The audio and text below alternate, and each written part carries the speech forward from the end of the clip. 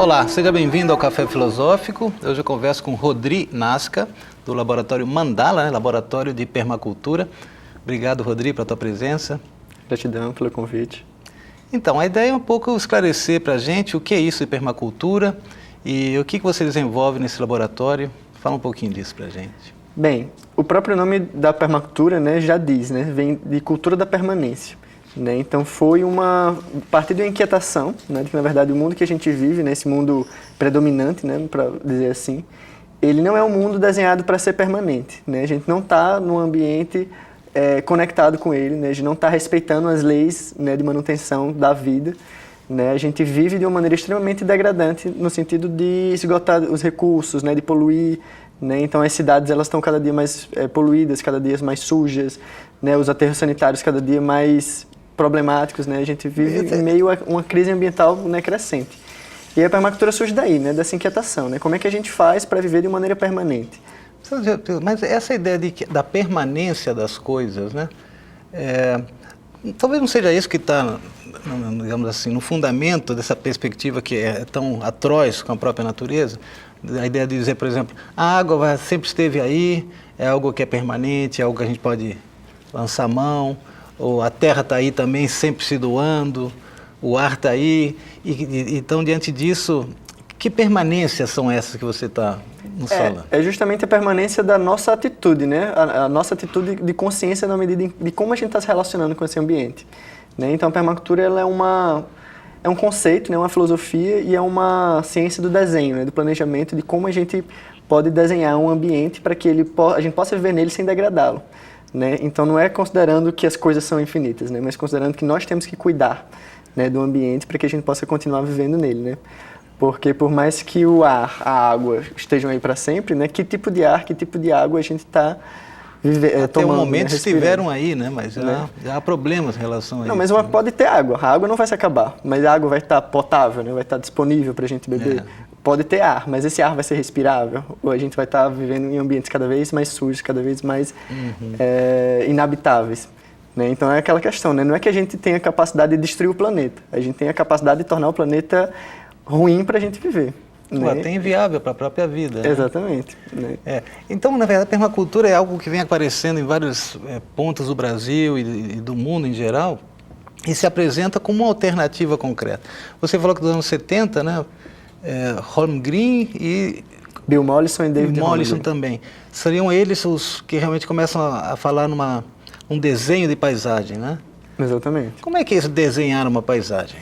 Não é só desenhar a paisagem, mas é desenhar o ambiente, as construções e principalmente como cada elemento nesse lugar vão funcionar.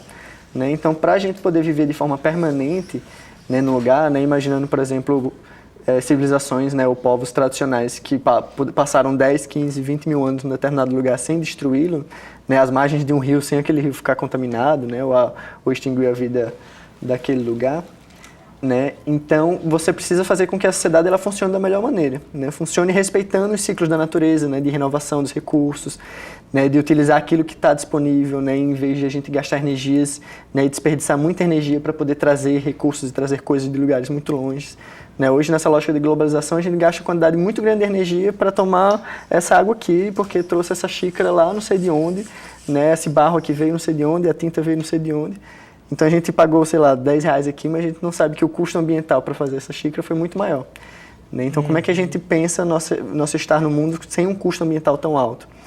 Porque a gente sabe que não existe planeta suficiente para que todo mundo viva no padrão de vida de um cidadão estadunidense médio. Se discute muito essa coisa do uso dos recursos, e do uso consciente dos recursos.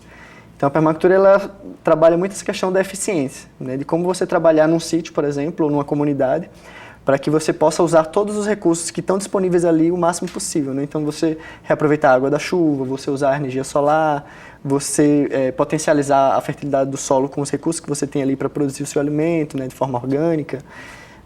A gente, quando você produz e vive respeitando as regras da natureza, trabalhando com a natureza, você gasta muito menos energia, e você consegue produzir muito mais. Enquanto a nossa visão de ver a natureza como uma coisa assim, só um bem, só como uma coisa que a gente simplesmente usa, a gente gasta muito mais energia porque a gente trabalha contra ela. como algo também disponível, voltando ao começo, né? Quer dizer, a ideia é que a natureza é algo fora do homem, que de algum modo o homem se retrata essa natureza e que dela vai tirar proveito, né? Não que isso não tenha sido feito sempre, mas é que o proveito agora envolve algo que é o capital, né? Quer dizer, por trás disso há uma economia muito forte, você falou do agronegócio, e que de fato vem transformando a paisagem do Brasil com monoculturas gigantescas, muito agressivas ao meio ambiente. Mas, claro, eles têm uma bandeira que eu queria que você pensasse com a gente aqui, afinal de contas. Há uma ameaça de uma fome mundial, vocês me falam em 20 ou 30 anos, e essa indústria da agricultura vem nos dizer que só eles é que podem dar conta desse perigo. Como é que você vê isso? Na verdade, isso é propaganda, né? Eles têm muitos recursos, né, para poder criar uma imagem positiva sobre porque agro eles. É pop também, esqueci de falar. Né? Quando, na verdade, é o contrário, né? Não é o agronegócio que alimenta, né? Vários dados colocam que o que realmente produz alimentos é o pequeno agricultor. 80% do alimento no Brasil é produzido pelos pequenos agricultores. 80%. Exatamente. O agronegócio não produz alimento, produz commodity, né? Eles estão interessados naqueles poucos elementos, né, que têm um valor internacional e que servem para exportação. Eles não estão interessados em gerar alimento para as pessoas. Pelo contrário, quando tem uma superprodução, né, uma produção maior, né, mais numerosa de alguma coisa, isso é relativamente ruim para eles, porque isso significa que o preço vai baixar. Né? Então tem aquele fenômeno grotesco de que muitas vezes alguns produtores queimam, né, o armazenam ou não colocam no mercado um determinado produto para evitar que o preço baixe. Né? Então, pelo contrário, se você for olhar para dados da Organização das Nações Unidas para o alimento e a agricultura, se coloca que a gente desperdiça muito alimento. Né? Esse é um outro dado que a gente muitas vezes não leva em consideração. Né? A gente produz muito alimento, mas ele não chega. Porque se você não tiver dinheiro, você não vai ter acesso ao alimento. Né? O alimento não é visto como um direito. Né? Então, Mas você só junta um pouco também, ainda fazendo de advogado do diabo, né? Sim. Essa agroindústria também pode argumentar que as plantações de soja, embora não sejam direcionadas diretamente, né, ao consumidor final, ela também se dirige a alimentar rebanhos, enfim, e com isso, indiretamente, também fariam parte dessa tarefa de acabar com a fome, né? Como é que você vê isso, por exemplo? Isso tudo é uma questão política muito forte, né? Porque a gente sabe que no Brasil o gado ele serviu muito para justificar a posse da terra. Né? Então, se um grande proprietário ele tinha uma quantidade muito grande de terra, para justificar a produtividade da terra, ele coloca algumas poucas cabeças de gado. Né? Então, tem dados que mostram que a quantidade de terra dedicada à pecuária hoje é muito maior do que seria realmente necessária para a quantidade de boi que a gente tem. Né? Então, tem tudo a ver com a questão do latifúndio, né? De você concentrar a terra na mão de poucas pessoas. Né? Hoje em dia, a concentração de terra no Brasil é muito grande. Né? O próprio ministro da Agricultura é ligado ao agronegócio, né? Então há um interesse muito grande na questão da geração da riqueza, né? Da concentração da riqueza ligada à terra, né? Que é histórica no Brasil, né? A colonização e a criação do país surgiu a partir daí. Né? E aí, por exemplo, quando a gente fala de permacultura, a gente está falando de todos os aspectos da vida, né? Produção de alimentos, a construção de casas, né? De como a gente vive, e também a questão da economia, né? Uma das pétalas da flor da permacultura, né, que é um desenho assim que mostra assim todos os aspectos da vida, nas quais a gente precisa atuar, né, para poder viver de forma permanente. Uma das pétalas é justamente a economia, né, a economia e as finanças, né, e aí entra, né, principalmente no Brasil, né, a questão da economia solidária, né, que é você pensar a economia, ou seja, a satisfação das nossas necessidades, voltada não para o lucro, né, não para a acumulação de riqueza, mas voltada para o bem viver, né, que é um conceito fundamental da economia solidária, de povos indígenas, né, e consequentemente da permacultura. Mas isso não é capitalista, né? Pois é, porque o capitalismo não está interessado na que a gente vive num estado capitalista. Como é que você fala sobre uma comunidade que pode se juntar e há uma economia em jogo? Sim, né? Afinal, as pessoas precisam do capital. É porque a gente é ensinado a ver a economia de uma forma errônea, né? Eu gosto muito da origem da palavra economia. Né? Economia vem de eco, que quer dizer casa, e nomia, que é dar lei, né? Gerir. Então, a economia nada mais é do que você cuidar da casa. Né? Então, se você tem essa visão mais ampla de que a nossa maior casa é o planeta, a economia é você cuidar do planeta e de todos os seres que estão vivos. É engraçado isso, porque você fala no oikos grego, né? E se fala numa casa que não é exatamente a casa construída, né? Mas, de certa forma, é a própria terra. É o lugar onde o homem já sempre esteve e sem o qual até o momento a gente não tem nenhuma experiência. Só os astronautas que vão para fora e que voltam tremendamente debilitados, né? Então, isso eu acho muito importante nessa coisa da cultura da permanência, porque a Terra sempre está aí, né? Sempre se oferece, é um sinal de doação, vamos dizer, e com o qual o homem sempre contou. E, no entanto, eu acho que, assim, que a partir de um certo momento na história do homem, especialmente no Ocidente, isso se transforma. A relação com a Terra acaba se transformando por um viés mercantilista, capitalista. Ou seja, a Terra acaba virando negócio e não mais como uma relação, você fala dos povos indígenas, já não é mais Pachamama. Fala um pouquinho sobre isso. Isso vem muito desse processo ocidental, né, como você colocou aqui, é muito importante a gente ver que tipo de civilização, né? A história da humanidade não é a história do Ocidente, né? Tem infinitas civilizações que aconteceram, né? Muitos povos viveram de formas diferentes, mas o povo ocidental em particular, né, que a gente está falando de um povo europeu, né, ele, a partir de um certo momento, né, do iluminismo, da Revolução Industrial, ele começou a ter essa visão mais escancarada de que só o que importava era a razão, né, e essa razão estava baseada no controle, né, nesse controle determinista, né, das coisas, e começou a reduzir cada vez mais a nossa relação, né, com a natureza como algo puramente de uso, né, a lógica utilitarista, né, e atualmente essa lógica consumista, né. Então a gente foi se desconectando, né, desse ambiente, né, a gente foi desconectando do universo onde a gente está inserido. Né? É interessante também porque na própria permacultura se coloca a questão da espiritualidade como algo fundamental para a gente estar no mundo, né? Que para a gente ter uma cultura da permanência a gente tem que se sentir conectado a esse lugar, né? A gente tem que ter uma relação de afeto, né, com o ambiente que a gente está, né? Do mesmo jeito que os Guarani Kaiowá colocam que se eles não podem viver na terra deles, eles não podem viver, né? É um tipo de estar no mundo que a gente ocidental, né, que nasceu na cidade, que não teve esse contato, né, de carinho, de respeito, né, por um território, a gente muitas vezes não tem tem dificuldade de compreender o que é isso, né? E a permacultura traz também essa visão holística, né? Eu entendo, mas tem gente que se você arrancar ele da cidade, ele também não consegue viver, né? Tem uma cultura do asfalto que está muito arraigada. Não, é em porque ele nasceu pessoas. A vida inteira na cidade, né? Ok, então, eu ele nem entendo, sabe, né, como entendo. viver. Ele não teve uma cultura que ensinasse a ele como viver, né? De uma outra forma. É possível. A gente não sabe também. o nome das plantas, a gente não sabe o nome dos bichos, a gente não sabe. Não não é incentivado assim, a nos conhecermos, né? Que na medida que a gente se conhece, a gente vai encontrando, né, os elementos, né, percebendo como o fogo, a água, a terra, o ar se manifestam na nossa personalidade, né? E a nossa cultura não ensina nada disso, né? A nossa cultura nos obriga a estar sempre voltado para a produção, para gerar dinheiro, para consumir. Um dos pontos que eu achei interessante que você falou agora, essa falta de, assim, de relação, eu diria até de um enraizamento, né? É como se a pessoa não se sentisse arraigada ao seu lugar e, sobretudo, à terra. A terra acaba sendo um bem. Fulano tem um terreno, fulano tem um sítio, tem uma fazenda, mas uma relação mais ancestral, ou até uma visão holística disso, não acontece, né? Por outro lado, também essa perda de raízes meio que deixa o homem flutuando, assim, meio que perdido nesse mundo, né? Então, esse buraco, essa falta de raiz acaba sendo preenchida, por exemplo, pelo consumo. Sim. Como é que, desde um ponto de vista da permacultura, por exemplo, você pode ter um sítio, você falou que tem uma atividade interessante em Pium, não é? Exato. Aí você vai falar para a gente o que é isso, mas como é que essa comunidade se relaciona, por exemplo, com o exterior, que é um mundo capitalista, marcado pelo consumo, etc.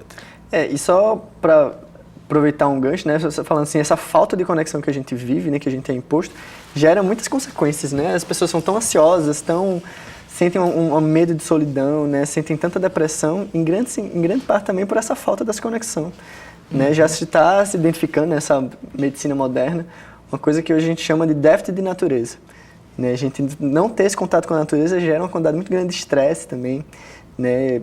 Se coloca muito que você ter contato com o mar, ter contato com a floresta, ter contato com a terra é extremamente terapêutico, né? É fundamental para a nossa saúde, né? E aí, já entrando na parte prática, né, como você falou, eu faço parte de uma iniciativa que eu criei, chamado Mandala, Laboratório de Permacultura, mas faço parte também de um coletivo chamado EPAP, né, que é a Estação de Permacultura Agroflorestal do Pium.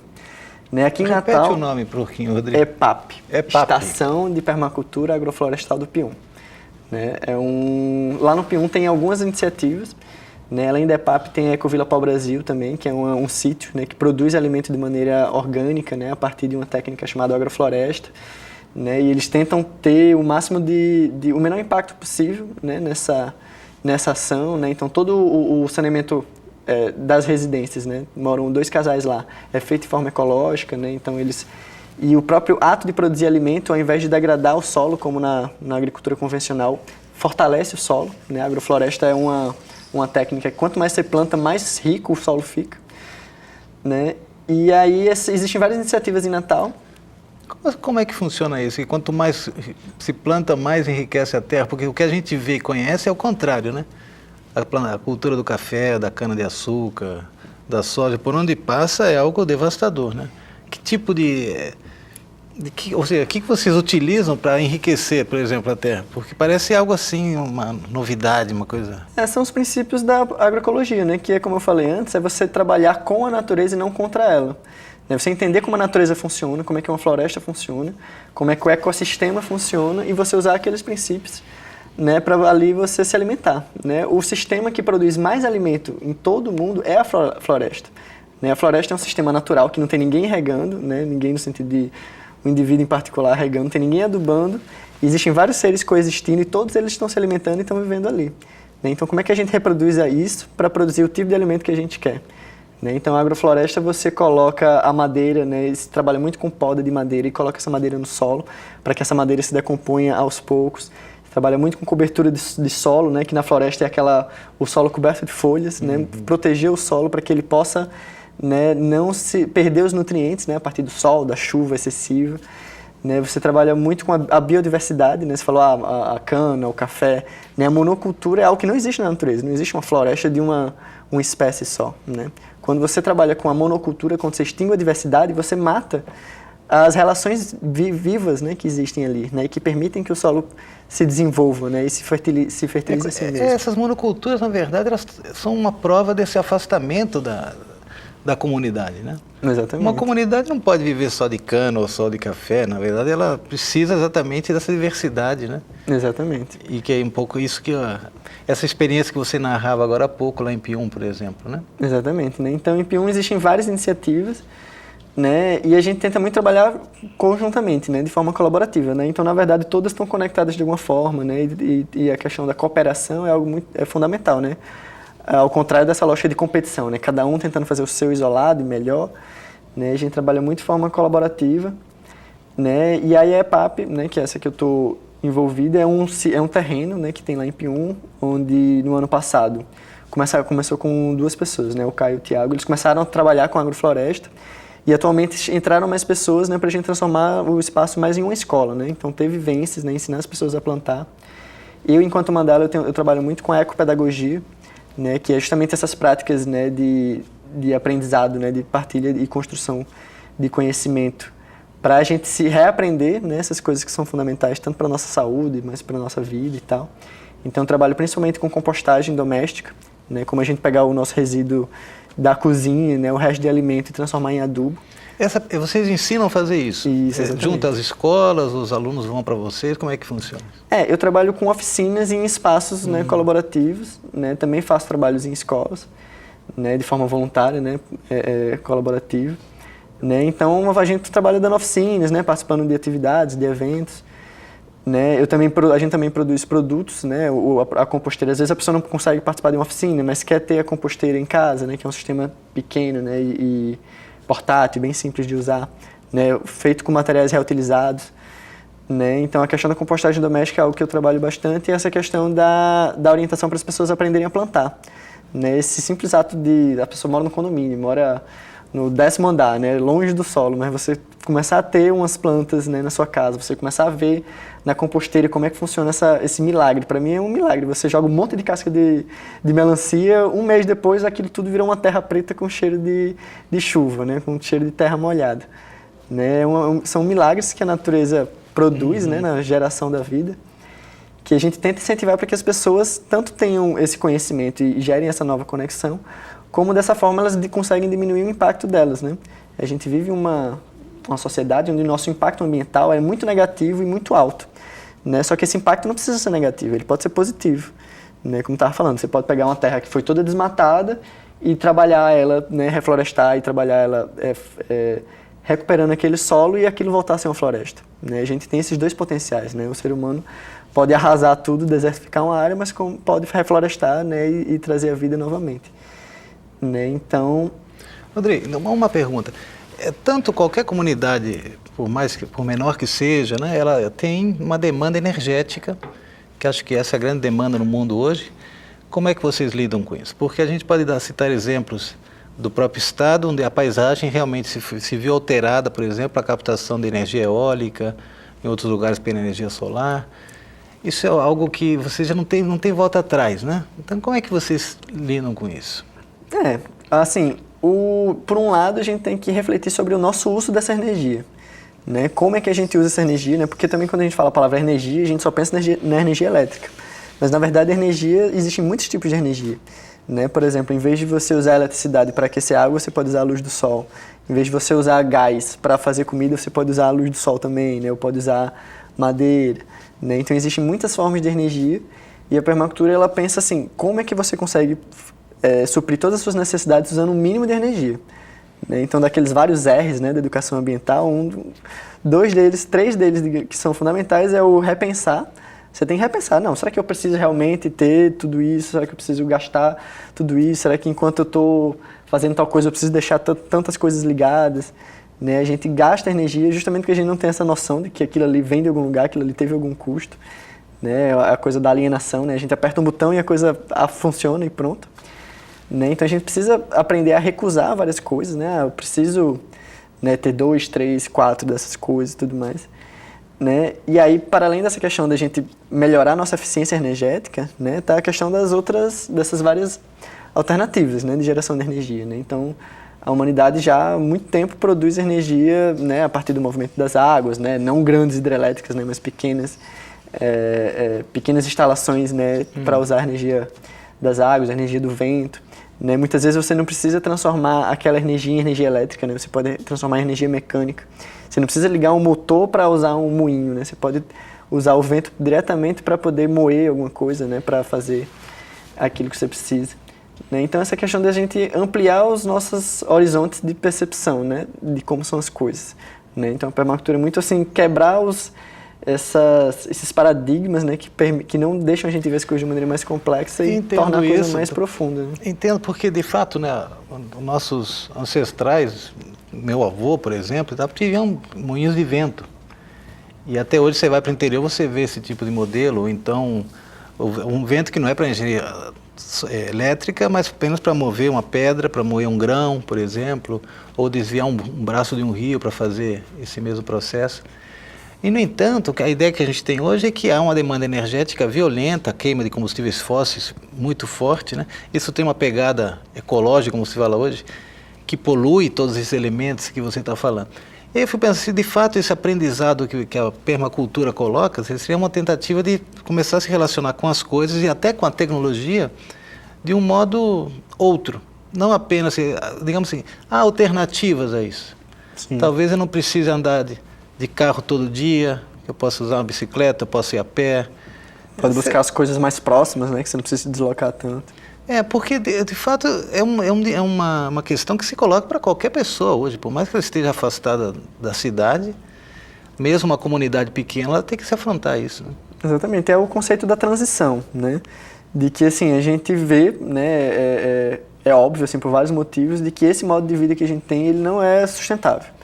Né, ele não é permanente, né, ele não tende a poder continuar, né, indefinidamente. Né? A gente escuta isso agora o tempo inteiro, né, felizmente. Então, assim, inevitavelmente a gente vai ter que fazer mudanças. Né? Quanto antes a gente fizer as mudanças e quanto mais profundas a gente conseguir fazer essas mudanças, tanto individualmente como coletivamente, menos a gente vai sofrer essas consequências desse modo de vida que a gente tem. Né? Então, não é que de um dia para a noite a pessoa vai mudar tudo. Né? Esse conceito da transição é muito importante, né? De que todo mundo saber que a qualquer momento ela pode fazer pequenas escolhas. Né? Por exemplo, a gente fala dessa questão do consumo de energia e a gente tem a nossa visão muito reduzida, né, do nosso mundo individual, mas a gente não sabe que, na verdade, quem consome a maior parte da energia é a indústria. Né? Não é eu acendendo a minha lâmpada na varanda que eu estou acabando com a energia do planeta. Né? Então, a gente fazer opções por alimentos, né, e por objetos menos industrializados, né, fazer a opção por pequeno agricultor, pelo pequeno artesão, né, para aquela pessoa que você conhece que produz roupa, que produz sabonete, que produz desodorante, que produz alimento, né, em vez de você ir no supermercado comprar algo que foi extremamente industrializado e gastou uma grande quantidade de energia. Isso já trabalha essa questão da crise energética, né, a gente reduzir as nossas dependências, né, de combustíveis fósseis. É interessante essa conclusão de que é um momento de transição, então a gente está aprendendo, né, ou reaprendendo a lidar com a natureza, com as pessoas, com outras espécies, né? Exatamente. E eu espero que isso tenha bons frutos. Rodrigo, não sei se você tem algum site onde as pessoas possam acessar para ter alguma informação sobre os projetos. Sim, temos uma página do Facebook e o Instagram, né? Procura Mandala Permacultura, né? Tanto no Facebook como no Instagram. E a gente está com várias atividades, por exemplo, essa questão da transição. Agora, em alguns meses, a gente vai trazer uma pessoa da Bahia, né? Para fazer um curso sobre como criar e gerir uma ecovila. Né? Porque a gente fala muito da cidade, né? E muitas pessoas estão fazendo a opção de pensar outras formas de viver que não a lógica da cidade. Né? Tanto a cidade tem que pensar essa sua transição também, como também existem outras formas, né? Ecovilas, comunidades intencionais, né? Essa vida colaborativa, né? Coletiva, né? Como é que a gente resgata essa lógica de comunidade. Muito bem, Rodrigo. Já nosso tempo acabou. Obrigado pela tua presença e por esclarecer tantas coisas sobre permacultura. E, bom, espero que a gente se veja outras vezes. Você que está em casa já sabe que semana que vem tem mais. Até lá.